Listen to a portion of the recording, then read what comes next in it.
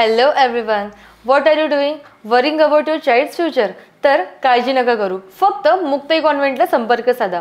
Because here you get learning with the excellence, quality education, science-based activities, play-based games and interactive learning. With all these modern teaching methods and strong parent-teacher communication, then what are you waiting for? लवकरात लवकर आपल्या पाल्याचे admission Muktai कॉन्व्हेंटला करा. Location आहे Muktai convent, Chetananagar, Sundarkhed, Buldhana.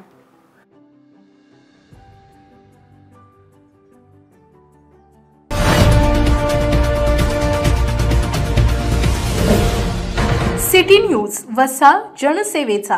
अगदी डोंगराच्या काठावर बसलेली बुलढाणा येथील म्हाडा कॉलनी परिसरात एक नव्हे तर तब्बल 4 बिबटे 17 जूनच्या सायंकाळी 7 वाजेपासून तर रात्री उशिरापर्यंत ठाण मांडून होते.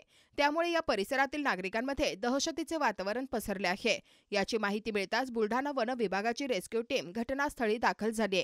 या बिबट्यांना जंगलाच्या दिशेने हकलण्याचा प्रयत्न वन विभागाकडून रात्री उशिरापर्यंत सुरू होता.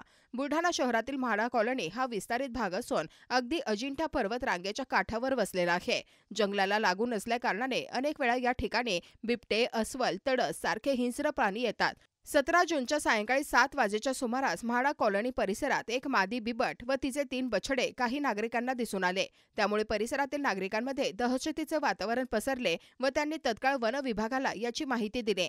काही वेळातच वन विभागाची रेस्क्यू टीम म्हाडा कॉलनी परिसरात दाखल झाली. बिबट्यांना हकलण्याचा अनेक वेळा प्रयत्न केला, परंतु काही वेळानंतर पुन्हा हे बिबटे त्याच ठिकाणी परत येत होते. रात्री 1 वाजेपर्यंत वन विभागाची टीम या बिबट्यांवर लक्ष ठेवून होती.